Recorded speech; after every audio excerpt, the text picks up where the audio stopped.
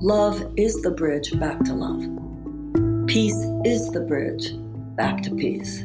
There's no bridge back to love except your decision in any given instant to be love. And it needs to begin with ourselves.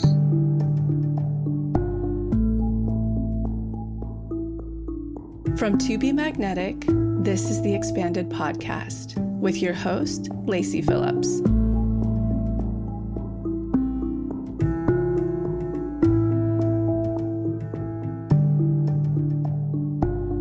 As the leading destination for neural manifestation, we dispel the woo-woo in order to help you create real, tangible results based on neuroplasticity, psychology, epigenetics, and energetics. Our goal is to normalize the practice of manifestation and empower you to get into the driver's seat of your life in order to manifest the experiences, relationships, and things that most align with your authenticity. Part of our manifestation process entails expanding past your limiting subconscious beliefs. Therefore, by tuning into this podcast with interviews from experts, thought leaders, spiritual teachers, scientists, and those with neural manifestation success stories, you're starting the process of expanding your subconscious in order to see to believe that anything you desire is possible.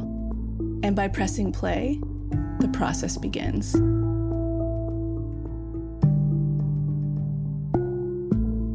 Hello, Magnetic Community. It's Amanda Blair, one of TBM's coaches. I wanted to chat with you all today about self-boundaries.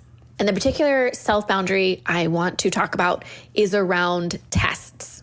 So I hear so much around this community about a fear of quote unquote failing a test. And I get a lot of DMs and a lot of messages on my network group from people who feel like they have failed a test and are so concerned about it stealing their magnetism, about it veering them off their course, off their path, of that they're going to be punished. And all of that isn't real. We are never punished by the universe, and we can't even fail a test. And I use fail in quotes because what is actually happening is we are either learning a lesson, which would be quote unquote not passing the test, or we already have the lesson and we can move forward.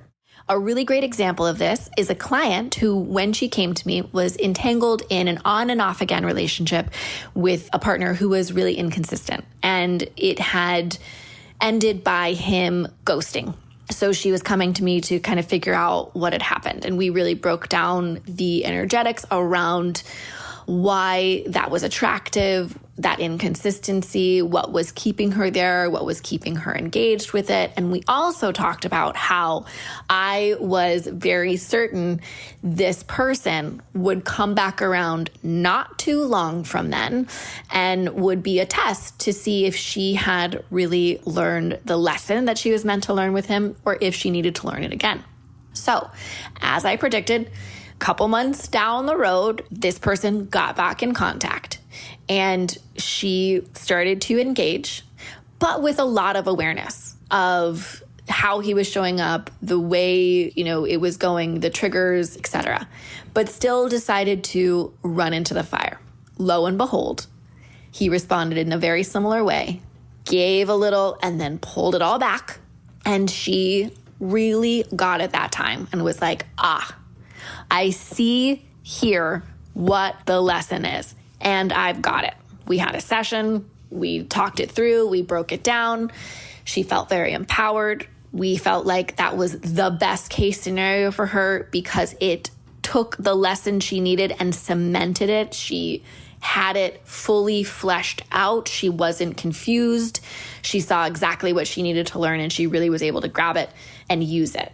Then, one final time, this person came back around.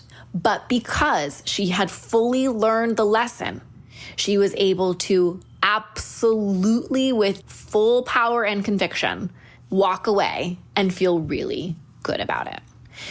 So for her, learning the lesson that second time around is what cemented that for her. And we had worked through any fear of the failing and whatever. And I had focused her in on paying attention to the lesson. And that is what allowed her to fully absorb it, get it, and implement it.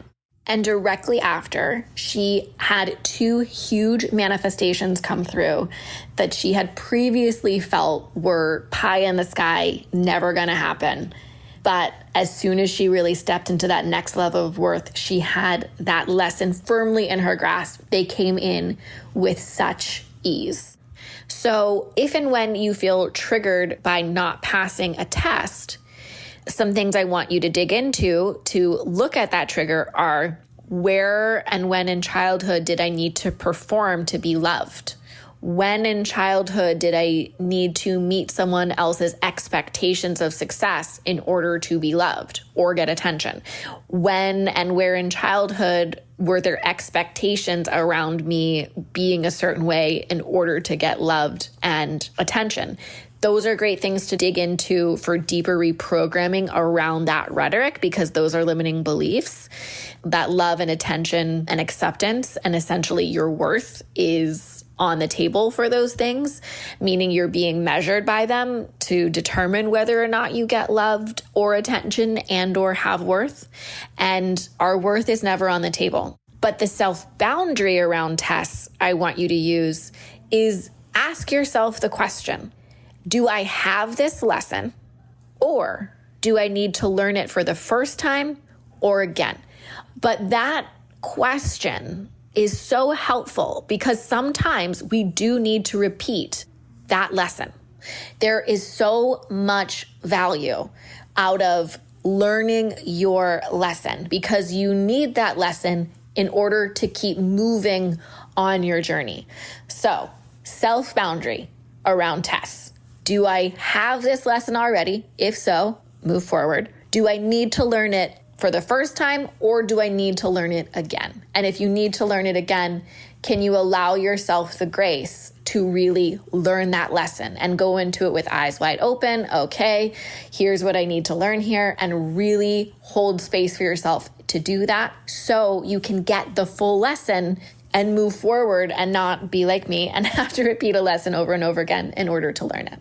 I hope that helps. It may seem small, but it's actually a really big deal because it's helping you remove your worth from passing a test or quote unquote failing a test or not passing a test. Your worth is not being taken away from no matter what. So even with a test, ask yourself, do I need this lesson or have I already learned it? And if you have, keep moving. If you haven't, learn the lesson. And how can you start to give yourself grace in order to do so? If that feels really complicated and hard, I work with clients on this all the time. I would love to connect with you over a session. The link to do so will be in the show notes. And you can also find me on Instagram at @Amanda Blair.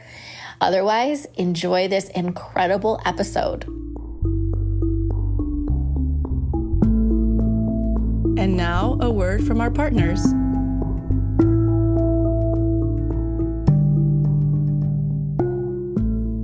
When we decided to start partnering with brands, we had and have a very exclusive filtration process. Number 1 has to be things that we absolutely already use and love. 2 has to be chic and accessible. And 3 has to be in alignment with our ethos. So this particular brand, I was very excited to work with. So when this came through, it was the perfect alignment, and it's Kin Euphorics.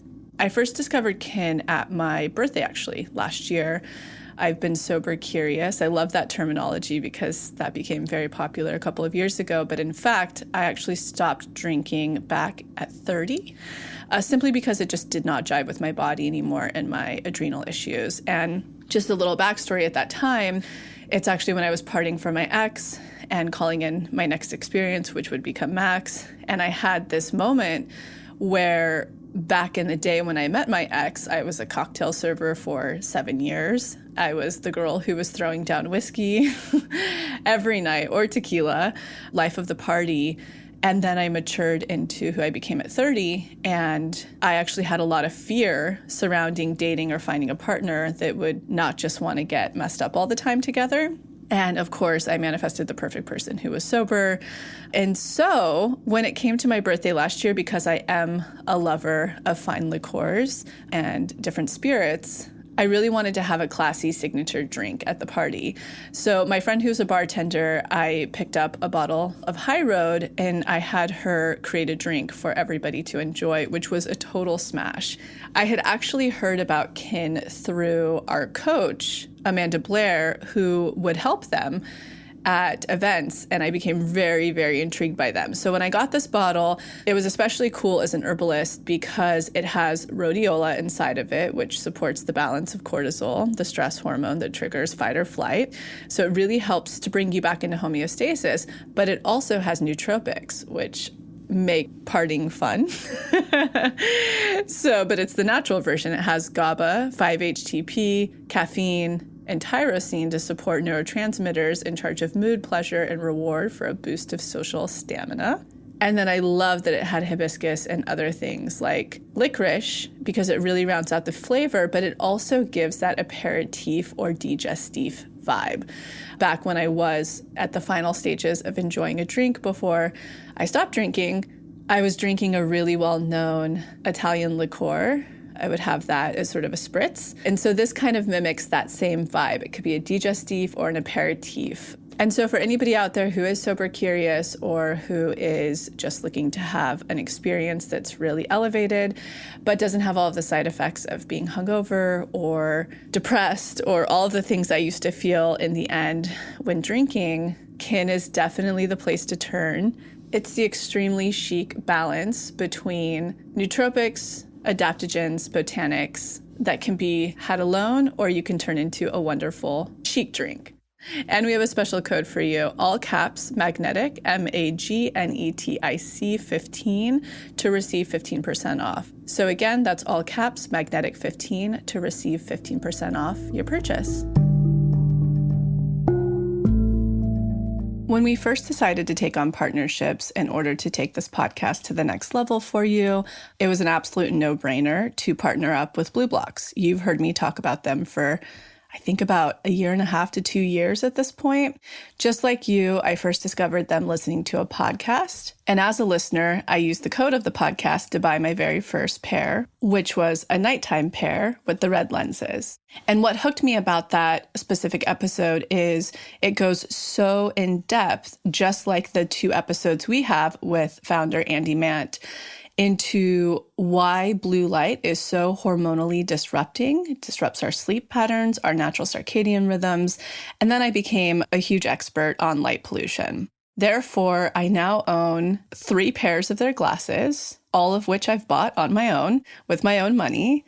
I have the Clear Plus, which are for daytime use, the Maverick Aviator glasses. I think they're the chicest, and I absolutely love wearing them to meetings and love wearing them in the daytime whenever it's sunny and bright outside in LA while I'm working on my computer, or if I'm doing extensive phone use. I also have the red Clark glasses. They're from the Sleep Plus collection. The red lenses are for the evening time, which block out 100% blue light. And I tend to wear those when we are watching TV, when I'm on my computer, and to block out any of the light pollution in the city around. Even in Topanga, it's surprising how much light pollution's here as opposed to up at the Forest Retreat House. And lastly, I have the yellow Summer Glow Magnum glasses.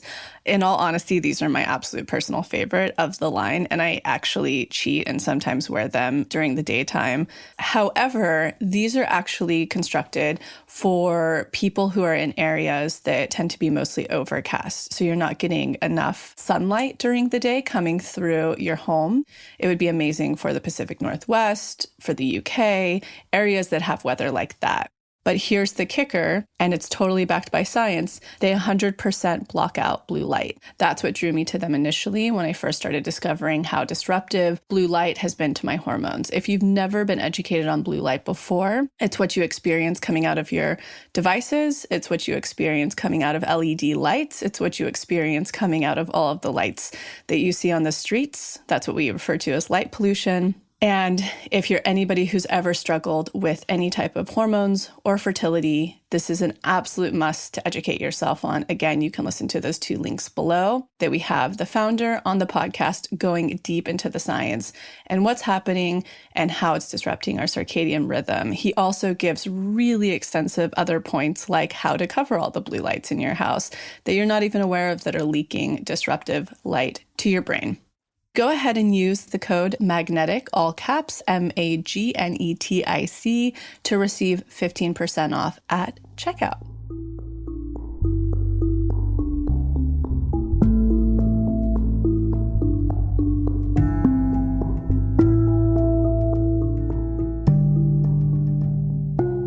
So today's guest likely needs no introduction, as you are probably familiar.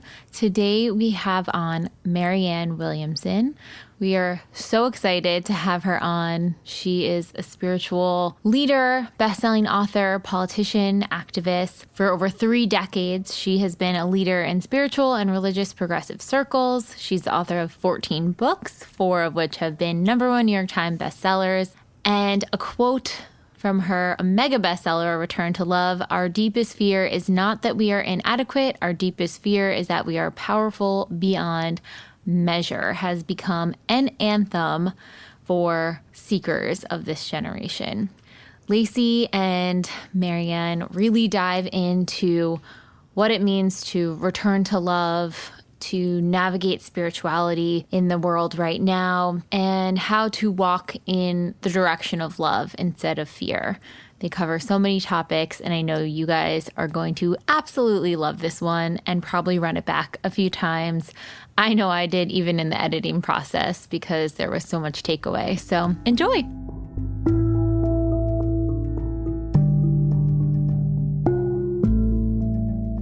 Welcome, and how are you doing today? I'm just great. Thank you. It's a beautiful day. All's good. Well, the very first question we always kick off with is, tell us about your cultural upbringing and background. I grew up in in some ways, traditional middle-class Jewish home. My father was really a magical person. He was an immigration lawyer, and my parents traveled a lot all over the world. So during the summers, we traveled with them. So the traveling that I did as a child made a real difference in how I saw the world and how I see it now. As I have grown older, I've appreciated my parents even more, because so much of the societal dysfunction that affects so many millions of children in this country, I never had anything like that. There was never violence. There was never abuse of any kind. So I didn't even know how lucky I was until I got older and saw how much of what goes on in the world never touched me. Yeah, and through your journey, which I've had the privilege of following for many years, you've made such an impact in so many lives. It seems like the real point of connection early in your career was being able to connect with your personal story of struggles. What do you think led to those initial struggles in the beginning before you really found the path that you were doing before really moving into politics? I think the 20s are hard. I think they were hard when I was growing up. I think they're hard for people now. I'm just sad at the way that it's been so pathologized. Adolescence has been pathologized, and being in your 20s has been pathologized. It's not a pathology. It's a difficult transition, however. It's an initiation of sorts. So the struggles I went through were, in a certain way, typical. It was the huge existential questions that young people ask themselves. What am I here for? What relevance does this education have? What do I want to do with my life? And because I was very much a child of my generation, the counterculture of the 60s and the 70s brought those questions into huge relief, especially with the sexual revolution and the whole counterculture to which I felt drawn. But I grew up in Houston. My parents were very left-wing politically, but culturally pretty conservative and traditional. So I was experiencing the struggle that was very endemic of the time. I was sex, drugs, and rock and roll, but no more sex, drugs, and rock and roll than anyone else I knew. I see it pictured like some huge dramatic thing. It wasn't. It was just being in my 20s, particularly at that time. And I think young people in their 20s today have similar struggles, and in some ways worse struggles because of the economics of this time. It was much easier then. So I think it was simply a story of growing up in America. Yeah, I have a brother, and I certainly went through this as well. That point of not having clarity of what your purpose is and what you're here to do, and that itself can be so debilitating. Who has that in their 20s? Who does? I know. Who has that figured out? That's what I try to tell him. And I remember that struggle myself so deeply. I know, obviously, now you throw the pandemic onto it. You have college students that are coming out and there are no careers left for them at this moment. Well, I mean, what is your messaging on, in general, because we see this all the time in our community, finding your purpose, finding your truth, your clarity? Well, part of the reason people have such an intense existential struggle today is that we have so desacralized our society. Nothing is sacred. I knew my place. I knew my place within my family. I knew my place within my religion. I knew my place within my educational system. I knew my place within my country. And still, I went through a lot of existential angst. There are people today, billions of people, who grow up with none of that. No sense of who they belong to in terms of family, no sense of who they belong to in terms of a religious or spiritual tradition. Today, the political that I do is a natural extension of that spiritual work, because the same psychological and emotional and spiritual principles that prevail within the life of one person prevail within the life of a country. We're just a group of people. So I think it's both and. For me, personal transformation and spirituality, for me, remains the trunk of the tree, for me personally as well as politically. But we cannot afford to ignore the branches either.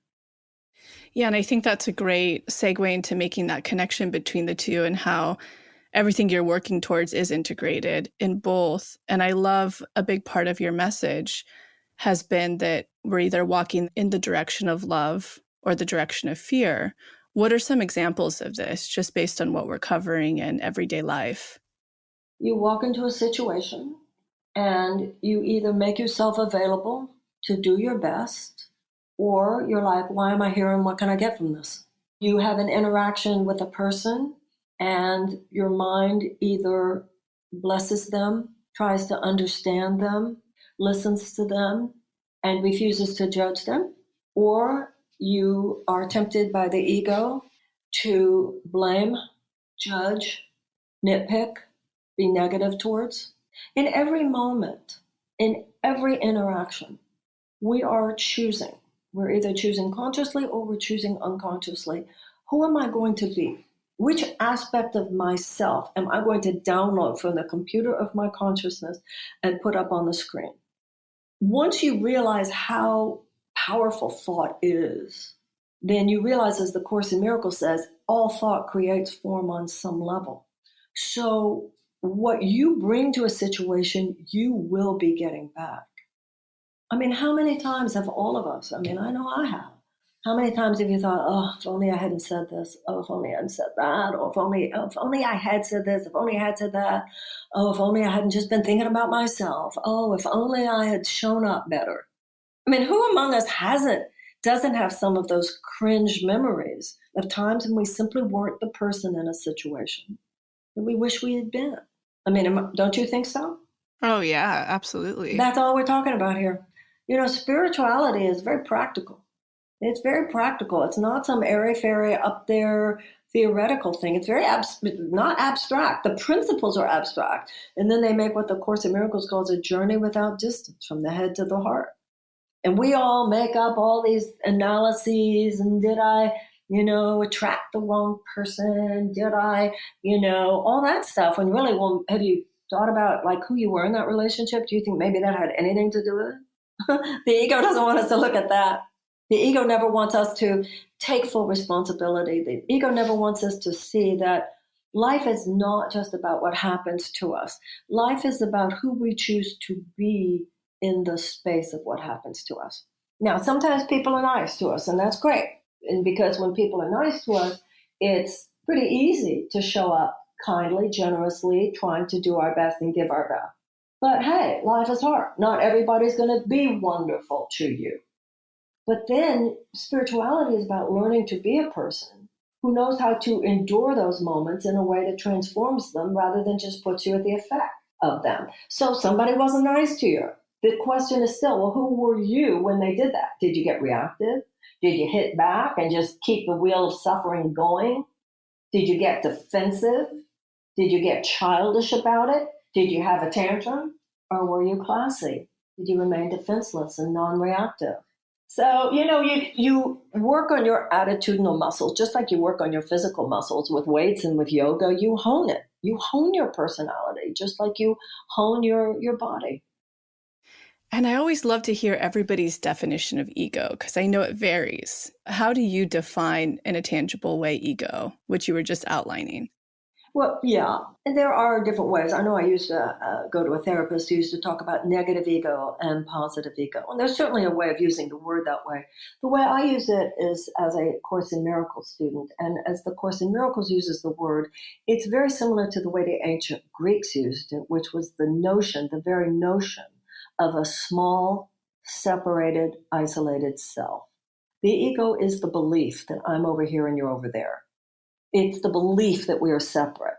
Therefore, what I do to you, I'm not getting back, when in fact, that's not true. The ego is the belief that I'm alone in a dangerous universe and I have to protect myself and fight for what's mine. The ego is simply a false belief about who we are. It's the belief that we are a body rather than a spirit, that we are separate rather than united with all people and with the earth itself. It is the belief that I created myself, I generated myself, rather than realizing that I am the extension of an all-powerful, all-loving source. It is an illusion about who we are that leads to an illusion about who other people are. It leads to an illusion of our relationship to the rest of the world. And therefore, it leads to insane behavior that is bound to produce suffering for self and others. And what do you think is the biggest obstacle in the course of connecting with love? Ego? Well, the Course in Miracles says that love is to fear what light is to dark. That darkness is not a thing, it's merely the absence of something. You turn on the light, the dark is gone. Ego is merely the fear mind, which in a way doesn't exist. It's the absence. Like I said, it's an illusion. It's the absence of something else. The problem is that the planet on which we live is dominated by a thought system based on fear, and has been for so long that from the time we're very, very young, we are trained to see the world and to see ourselves as we are not. We are trained into selfishness. We are trained into self-reference. We are trained into fear, the ways of fear. And enlightenment is the dismantling of the thought system based on fear that dominates the world, and the acceptance instead of a thought system based on love. And ultimately, the Course in Miracles says there's a limit beyond which the Son of God cannot miscreate. And what it's referring to there is, you have a free will. You can think whatever you want to think, do whatever you want to do, and you will reap the consequences. There is a level past which, however, it will simply stop working for you. And that's what's happening on the planet today. The whole thing's falling apart. The whole thing's disintegrating because our entire way of organizing human civilization has been based on dictates of fear rather than love, dictates of a soulless economics rather than humanitarian concern, and it's not working anymore. And so we're living in this extraordinary moment of the death of one world and the birth of another one happening simultaneously. And what do you think of, a lot of people they'll package it with the Aquarian age. What are your thoughts on that? Yeah. I think remember, modern psychology, the way we know it, wasn't even around until the birth of Freud. This has only been here for, a little over 100 years. Astrology was a psychological system that's been around for thousands of years. We have a lot of arrogance in our age. Maybe every age is arrogant about the ones before it. I think there's a lot of psychological significance there. And it's simply been there for thousands of years. I look at astrology the way I look at the Jews. There must be something to it because it's lasted an awfully long time. I mean, when something's been around for thousands of years, I mean, can we ask? I think something's there. So yeah, I think I think astrology is fascinating. Now, I don't see it as the bottom line because I think the bottom line is the directive of the spirit at any given moment. But for psychological insight, I think it's amazing, actually. And on that note, I didn't ask you at the top, but we ask everybody. I believe I know your sun is that you're Cancer. Do you know your moon and rising? Yeah, my moon is Capricorn and my rising is Gemini. So as a Cancer, how many times am I going on and on and on about the babies, right? I'm going on and on and on about how we have to feed people. That's very Cancerian. My Gemini rising is that I won't shut up. And my Capricorn moon is that I come across stern sometime when I really don't want to, really don't need to. And that I keep working hard. I share that moon with you as well. Oh, you do? Yeah. Which I love. It actually grounds me as an Aquarius sun and a Leo rising. I'm thankful. Wow. Yes, it would. Yeah, I understand that. Yeah. Well, we have that Leo rising, so nobody would ever doubt your love. That's true. And generosity. Yeah, that's right. That's right. With me, sometimes you're not so sure. In moments where we're triggered, we talk about that a lot within our brand. When we're triggered with emotions of anger, rage, fear, jealousy, envy, how can we separate this emotional feeling from our innate worthiness or our spiritual divinity? Well, by definition, it's not the real you. The real Marianne is in there, but she's an undeletable file. But she's not what I brought down to the screen. Why? Because I'm triggered. Why? Because something happened, might have been in adulthood, might have been in childhood. Something happened where some wires got crossed, and I don't know how in this moment to express my love and get my needs met. So, when I was a kid, my mother used to say, count to 10. Today, that's very difficult because you can send a text, you can send an email, you can get on the phone. It's too easy to materialize our lack of impulse control. So if you have meditated that morning, first of all, if you've meditated that morning, there is less of a chance that you're going to hit those moments. But if you hit those moments, there's way less of a chance that you are going to lose impulse control and do something or say something you're going to regret.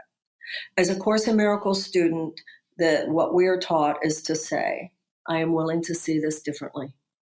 I am willing to see this differently. By definition, only love is real. They love me. I love them. They don't know it. I don't know it. There's a veil of illusion in front of me. I'm insane in this moment. How do I know that I'm insane? Because I'm jealous, angry, about to go out of my mind, etc. Dear God, please help me. And then put the phone down. If you're with someone, it might be an appropriate thing. You ask someone to pray with you. You simply say that prayer, I am willing to see this differently. And you give it the time. That's the symbol of the 3 days between the crucifixion and the resurrection. It's the symbol of the 40 years between slavery in Egypt and the Jews arriving in the promised land. Allow yourself to dwell in that time. Don't sabotage yourself while you're in this place. You are human. You have the breaker switch, right? That has happened. Move into silence. If you need to yell, yell into your pillow. Don't pick up the phone. Do not text. Do not tweet. If you've meditated in the morning, your chances are so much better at being able to have the self-control. People don't have any impulse control today. The problem is not that we're human. The problem is that we're undisciplined with our emotions. And the word discipline and disciple come from the same root. And that goes back to yoga. That goes back to the internal yoga. Find your correct position. Find your correct position. Your correct position, you're not in your correct position. The psyche knows how to self-regulate, but you've got to go back to that moment of silence. And if you didn't meditate that morning, it's going to be a lot harder. I know that to be true. I'm not saying that if you do meditate, you'll be an enlightened master, but if you meditated, the chances are way less that you'll do something or say something while in that state that you will regret sometimes for years. Yeah, it took me years to curb being a reactionary person. I really allow myself that space to feel all my feelings because that's the only way I can get back to neutral if I don't suppress them. Yeah, exactly. You don't push them down, you give them up. That's a big difference. You don't push them down. You don't deny them, but you hand them into the God of your understanding, the Holy Spirit, however you language all that there is a power that will take them from you. That's the value of the elder brother, the Holy Spirit, the internal teacher, whatever you want to call it. It says, give that to me and I will transmute it for you. Let's talk about desperation, because I've seen that energy come about, and rightfully so, understandably so. A lot of people have been pushed to their edge in so many different layered capacities as of the last year. Desperation for a partner, for a job, a physical goal, or a material goal, and changing that into inner worthiness and inner peace. What are your thoughts on that? Well, first of all, 60% of Americans, even before the pandemic, were having a very difficult time meeting their basic needs economically. 62% could not be even called middle class. So the level of economic despair that is throughout the system today, so extreme. Public policy created this. The fact that we were not given $2,000 a month, like other countries have done. This is how other advanced countries have dealt with COVID. The fact that we're sitting here talking about whether or not people are going to get this one-time $2,000 payment. And anybody who says, well, money doesn't make a difference, money makes a lot of difference. Financial despair, when you don't know how you're going to pay your rent, you don't know how you're going to pay for food. So that's number one. And that goes towards what we were talking about before. You can't say politics doesn't matter. So that's number one, is the economic despair that I think looms so large for so many people. Now, you asked about how this relates to a sense of worthiness. If you have a spiritual perspective, you believe that there is an essential self that is the real you. Just like the ego is the illusion of who you are, the true self is the reality, the God-created reality. You can call it Christ. You can call it the Shekinah, which is a term in Judaism. You can call it the Buddha mind. Every great religious and spiritual system has its own name for the light which is within. That light is not only abundant, it is programmed to attract abundance whenever abundance has been temporarily blocked. Enlightenment is a shift in perception from body identification to spirit identification. If I only identify with my body, with my ego, then yes, a lot is scarce. You don't have a relationship. You don't have friends. You don't have money. You don't have a job. And because you only identify with that plane of scarcity, that's your belief system, and you tend to continue thoughts and behavior which maintain the scarcity. As you shift into the realization of who you really are, you exist in a quantum realm, which number one is self-organizing and also self-correcting. A realm where if you need money, you attract it more easily. You need love, you attract it more easily. Why? Because you're sitting within yourself in the place that is not blocked to the reception of the miracles that love always brings. That's why when the Course in Miracles says, you think you have many different problems, but you really only have one, and that is your separation from God. That is why a lot of times when people do things like transcendental meditation, when you do TM is interesting because you don't focus on any particular problem. It's just that the particular problems start to fall away. Because what it is about realigning yourself with the truth of who you are. And in that realm, problems correct themselves. And what do you think is the solution for all of the division that we're feeling and seeing, spiritually today? There's just a massive gap that I find amongst my peer groups, amongst collectively what we're seeing in our algorithms and in social media. Where is that bridge back to love and back to respect? Love is the bridge back to love.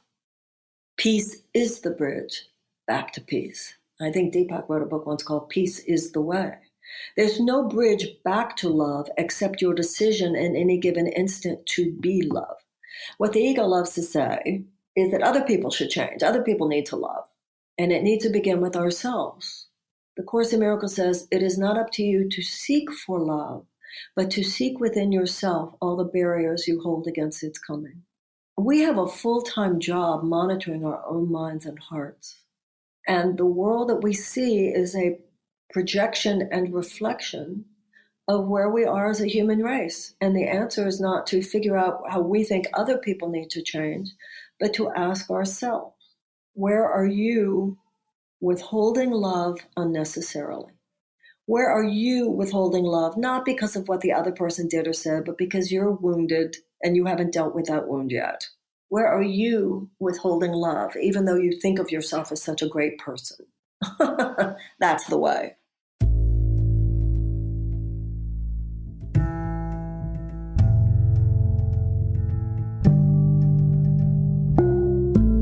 So I'm quickly interrupting this episode to invite you, if you're ready to start your manifestation journey, or if anything you've heard in our manifestation episodes has piqued your interest to begin.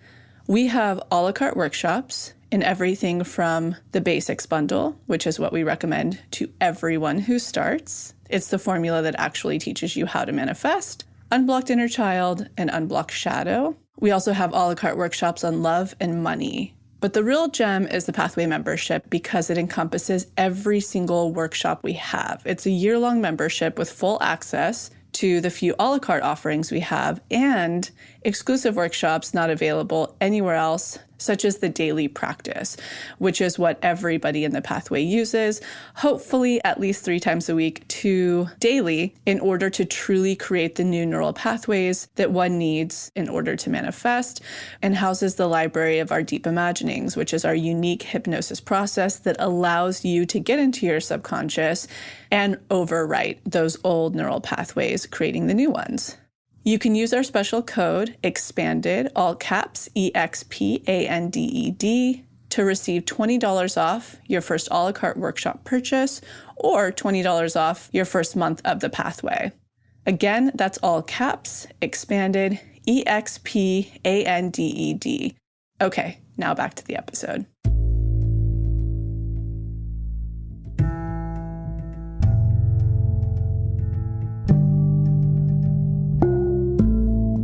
And resentment.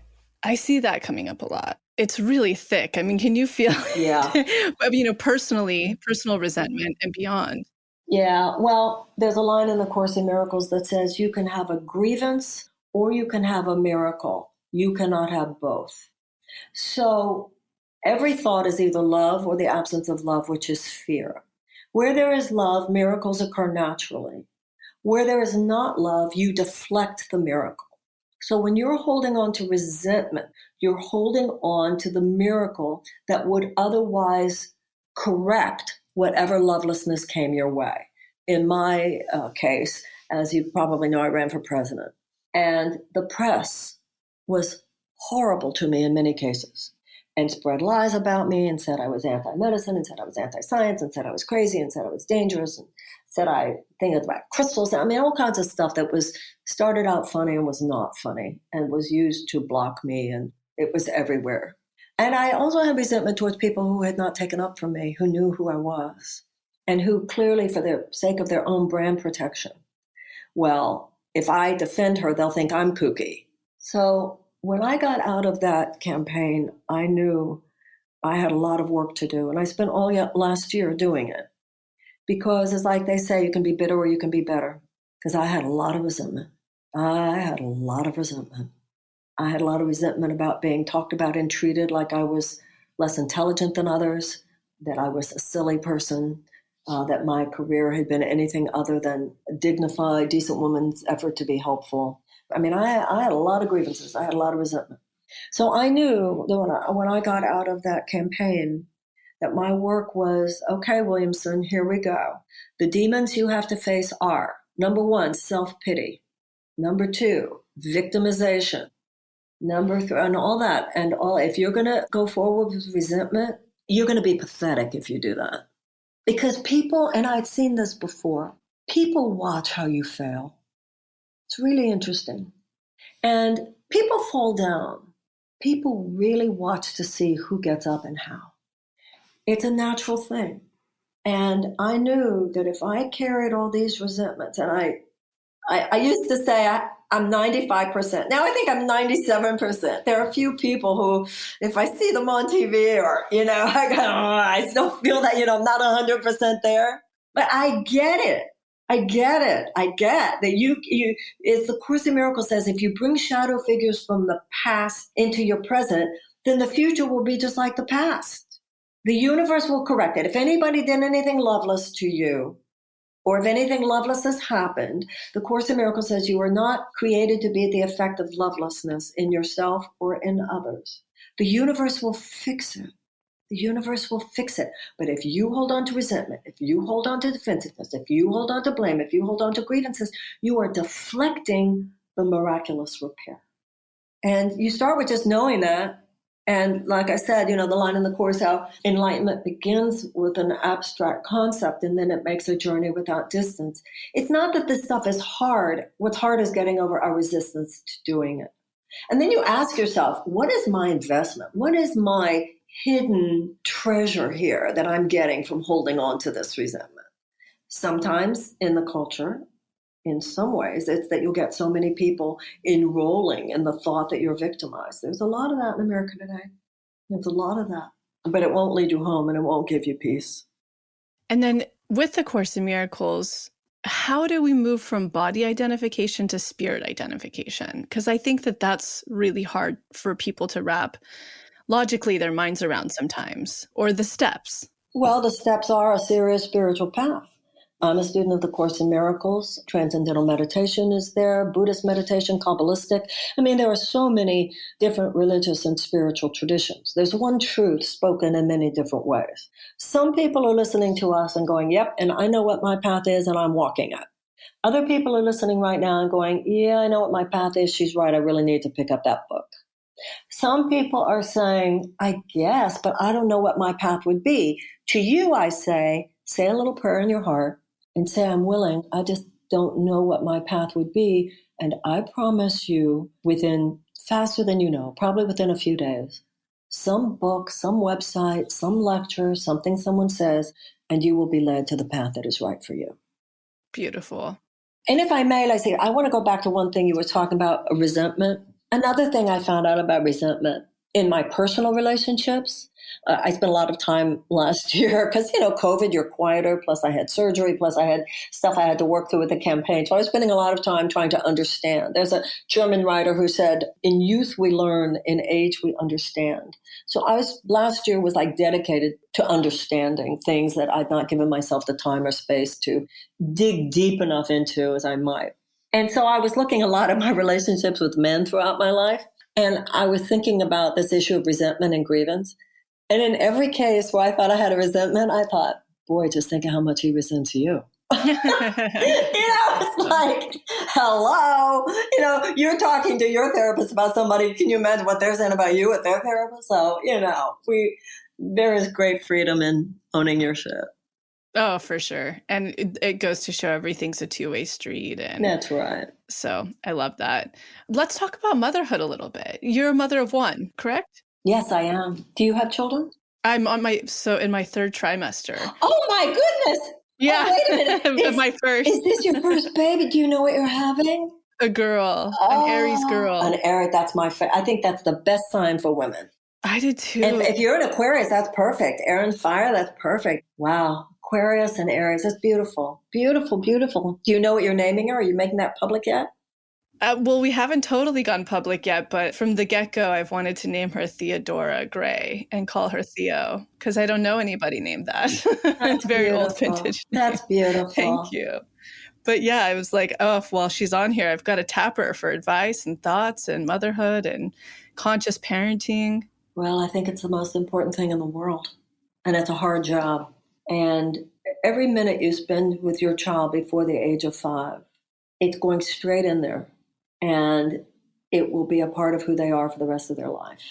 Once they're 5, they start going to school. You will still be the primary influence, but no longer the only one. So every minute before 5, and 80% of the brain is developed before the age of 5, early childhood is so much more important than most people even realize. Every moment you're talking to them, reading to them, communicating with them, playing with them, early childhood is so important. I look back on my daughter's childhood. I don't know anyone who gets to, let's say your child is 20 and says, wow, I give myself an A plus. I certainly don't.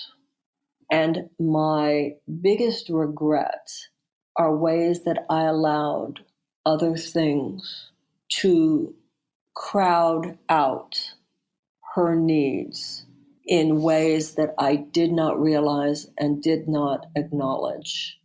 Although I think if I had asked her, she would have told me. So I can't emphasize enough how much importance I would submit you want to give to this. Nothing you will ever do will be as important. Yeah, that's how I feel. And even based on what we teach here, simple psychology, the ages of 0 to 7 are imprinting our essentially our everything, our worth, our, all that stuff. And now it's going to really be put into play. Yep, that's right. I'm so happy for you. It's the most thrilling thing in the world. Thank you so much. How old is your daughter now? She's 30. She's getting married. Wow. Yeah. Wow. She's very excited about being a mother. She can't wait. So, she's not pregnant, but when the time is right now, it's planning a wedding. Fantastic. How beautiful. Thank you. And then, what's the best starting point? I know that you've covered so many things in this communication about love and, is it starting with A Course in Miracles? Is it the meditation practice? I too practice Vedic, but TM. What would you say is the best first foot forward? Well, no particular path, Course in Miracles or any other, has a monopoly on truth. I know as a student of the Course is not for everyone, but if it's for you, you know it. My book, A Return to Love, is like the Cliff Notes of A Course in Miracles. So somebody might be interested in looking at that. There are so many books out there these days that point to, these are the basics of Buddhism. These are the basics of A Course in Miracles. These are the basics of the Kabbalah.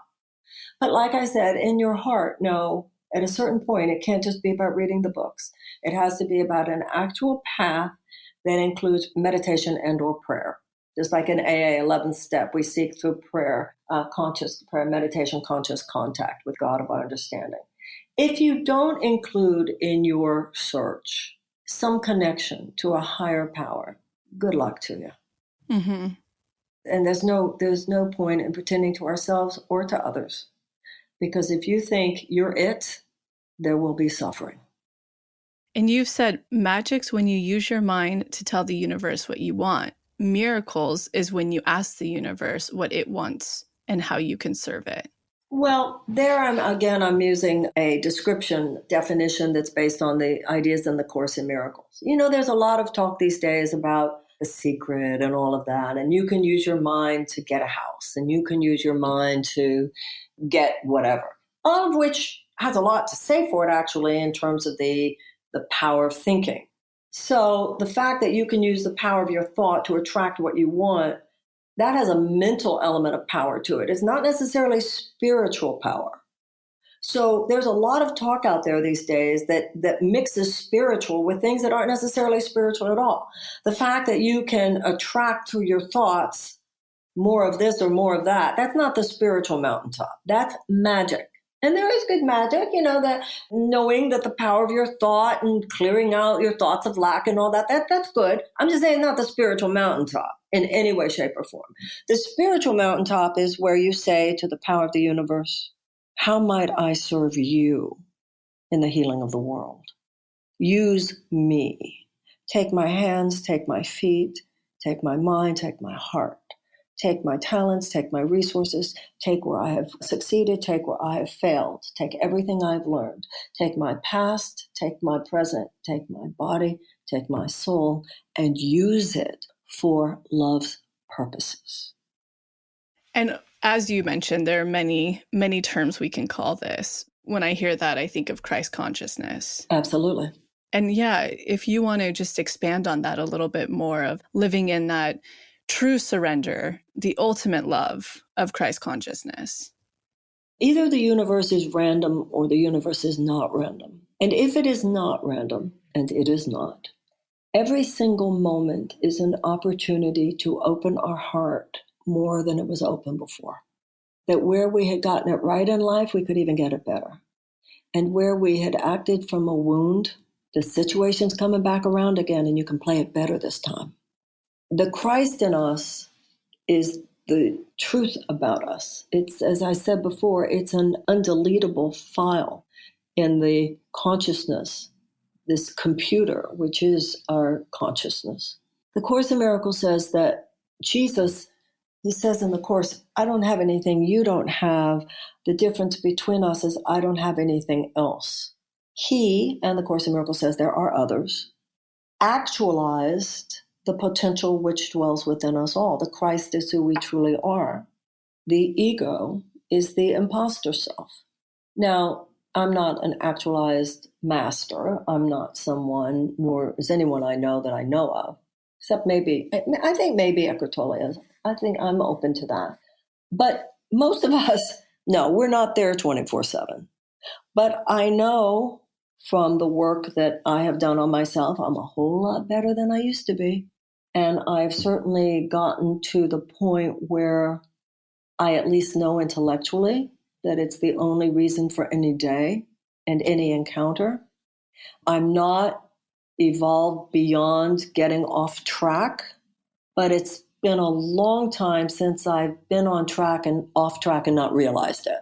It's been a long time since I've been angry or crazy or whatever and not known inside, Marianne, you're out of your mind. You know what I'm saying? Yeah, the self-awareness. Yeah, so we have to give ourselves compassion because the ego mind is very insidious. It's our self-hatred posing as our self-love. So a lot of times we think we're just being taking care of me when we realize later, wow, you blew it. You were sabotaging yourself, but at the time you thought you were taking care of yourself. Because, the ego says if you just act in love, then you'll be vulnerable to abuse. And it's actually the opposite. Because when you're in your love, you're in your wisdom, and you have the capacity to say no as well as yes, if no is the wise answer. I feel like I think that is the biggest fear that comes up for most, because it, challenges the ego, is that surrender of true love. You're like, I will be out of control. Everything I thought I want, it's that ego die off. And I think it's rare that we hear fully from the other side that it's more bliss than you can imagine. Oh, not only bliss, but wisdom. And you have the capacity. You don't become stupid. You don't not know how to set boundaries when boundaries need to be set, but you set them elegantly and kindly and gently, but firmly. When I'm out of control and no, you can't treat me that way, that's not strong. That's weak. When I'm strong is moments where I say, yeah, I won't be doing that. The fact that you're there to love doesn't mean you have to say yes to everything. Or be a doormat. Or no. Sometimes you can say, no, I won't be doing it. And I know, and we all know, that when I'm in a just very gentle, calm place, and I can say something like, no, that won't work for me. I won't be doing that. I'm much stronger. And people treat you as a much more serious person. And they know, whoa, you don't mess with her 1,000 times more than if you're spewing angry. Yeah, that whole reactive component. Whew. I agree. I really think it speaks much louder coming from that grounded, centered place of love, for sure. No comparison. Agreed. Well, tell us about your podcast. What are you up to now? The whole gambit. Where can we find you? The whole thing. Well, that's very kind of you. My website is marianne.com. And I'm on Twitter, where I put a bunch of mainly the political type of things. My spiritual musings and so forth are on my Instagram and also Facebook. I write an article, an op-ed for Newsweek twice a month on newsweek.com.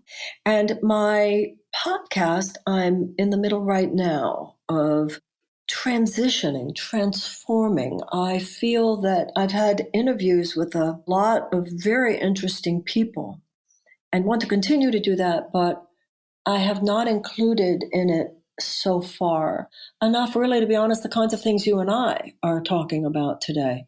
So I'm in the process of reconfiguring, and I hope that it will be better. And that's called the Marianne Williamson Podcast. Fantastic. Yeah, I just looked at the lineup and it feels like the pivot's already getting stronger and thank you. And very interesting. So that's wonderful. Well, I'm so grateful for your time today. It's been an amazing conversation. And I think it was my fiance who was the most excited, who has a Monday Night Course in Miracles class that he's always in. Fantastic. Well, congratulations to both of you. And like I said, I think Aries is the best for women. So. Oh, me too. You know why I think Aries women, you know what I love about Aries women? It has a lot to do with what you and I were talking about. That sign, more than any other in women, are women who take no shit, but never let go their very feminine allure. That's my experience of Aries women. Very strong and very feminine at the same time. It's like, wow, I wish I could be like that. I always look at them and wish I had Aries. I know. And I also love, and it's honestly just an energetic of exactly what you're saying, is they feel like they have a foot in both the masculine and the feminine at all times. Well, yeah, exactly. Well, God bless you. And thank you so much. I appreciate being here and good luck to you. Thank you so much. And yeah, have a wonderful, season ahead, and everything that you're working hard towards is really powerful and meaningful. And thank you for that work. Thank you. You too. Bye.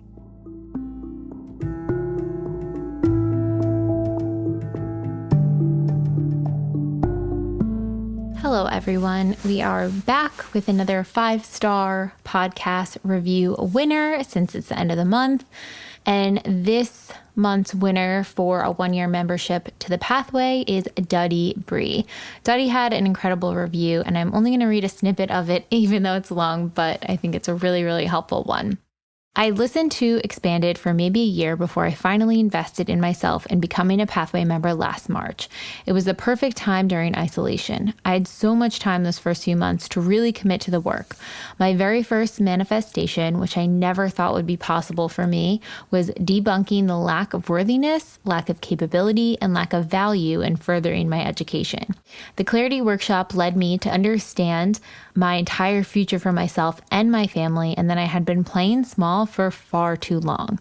There are so many nuances to my TBM journey to just share in one review, but the biggest thing is that I did the work through the Pathway, raised my self-worth, recognized my blocks and triggers, and how to support them through reprogramming my emotion behind it. Through that, I enrolled in IIN and I graduate on Tuesday. I'm working with clients and I'm seeing that my skills and talents and qualifications and passions have been quieted for far too long. I feel so authentic for the first time. I feel as though I'm flourishing and thriving for the first time. I will no longer feel small. I don't seek external recognition any longer. And through tests and taking them through the trigger and inner child EI, I was able to recognize an obsessive desire for acknowledgement that was debilitating me and consistently lowering my self-worth when I did not receive it.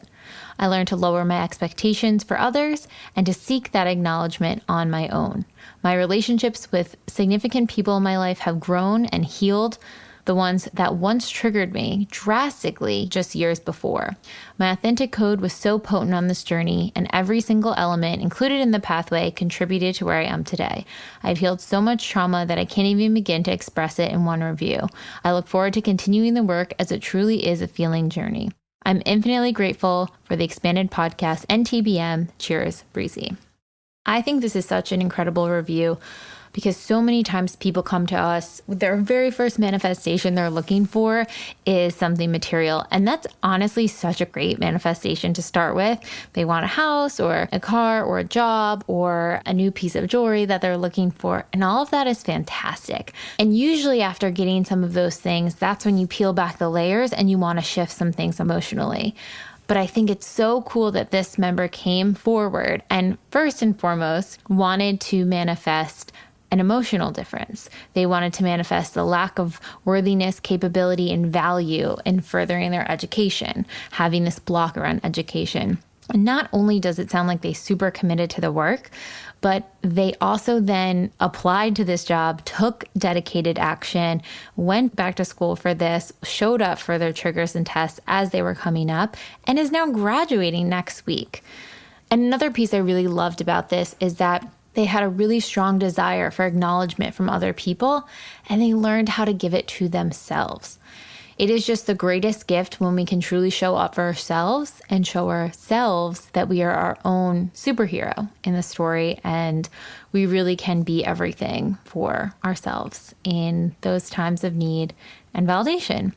So be sure to listen in next month and leave your reviews in iTunes, 5-star review, and share your experience with the work to be considered for next month's winner. And in an effort to make sure to have representation in this process series, go ahead and submit any process testimonials you have, especially to our LGBTQ+ community, our BIPOC, as well as the Ys, which is anyone in the community who is 45 and over. All right, we'll be back next week.